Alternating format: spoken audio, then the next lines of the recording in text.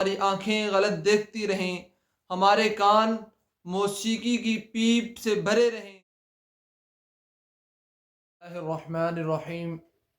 امید ہے تمام احباب خیر و عافیت کے ساتھ ہوں گے اور رمضان المبارک کی برکتوں اور رحمتوں کو سمیٹ رہے ہوں گے۔ آج میں رمضان المبارک کے فضائل اور اہمیت کے حوالے سے حکیم الامت مجدد ملت حضرت اقدس حضرت مولانا اشرف علی تھانوی رحمۃ اللہ علیہ کی ایک بات آپ کے سامنے پیش کروں گا کہ انہوں نے رمضان المبارک کی اہمیت کے بارے میں لکھا کہ رمضان المبارک کی حیثیت دل کی سی ہے۔ جس طرح نبی علیہ الصلاۃ والسلام کا ارشاد ہے کہ جسم کے اندر گوشت کا ایک لوتھڑا ہے، اگر وہ ٹھیک ہو جائے تو پورا جسم ٹھیک ہو جاتا ہے، بالکل اسی طرح اگر رمضان المبارک کا مہینہ اچھی طرح ہم گزار لیں،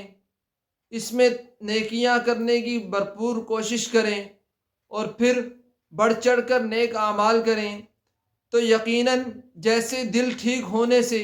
جسم کے تمام اعضاء و جوارے ٹھیک کام کرنے لگتے ہیں، دل کے ٹھیک ہونے سے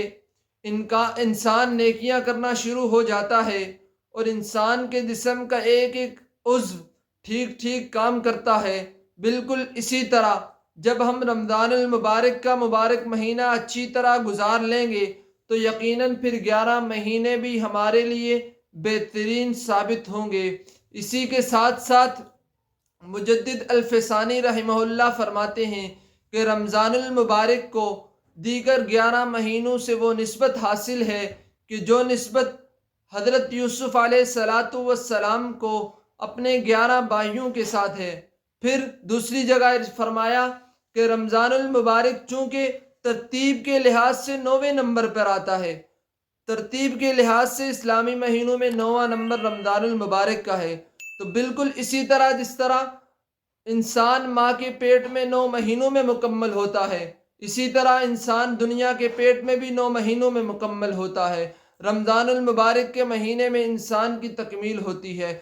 اس بات کا بھی خیال رکھنا چاہیے کہ آج ہمارے روزے کہ ہم روزے کی حالت میں ہوں لیکن ہماری زبان غلط کہتی رہے، ہماری آنکھیں غلط دیکھتی رہیں، ہمارے کان موسیقی کی پیپ سے بھرے رہیں، یعنی ہمارے کان غلط سنتے رہیں، ہمارے جسم کے تمام اعضاء سے گناہ صادر ہوتے رہیں، تو پھر یاد رکھیں کہ جس طرح رمضان المبارک میں فرض کا ثواب 70 فرائض کے برابر ہوتا ہے، تو اسی طرح یہاں گناہ کرنا عام گناہ ہے، چھوٹا گناہ ہے۔ اگر کوئی محلے کی مسجد میں گناہ کرے تو اس سے بڑا گناہ ہے، لیکن اگر کوئی خانہ کعبہ میں جا کر گناہ کرے گا تو یقیناً وہ بہت بڑا گناہ ہوگا۔ تو مجھے اور آپ کو اس بات کا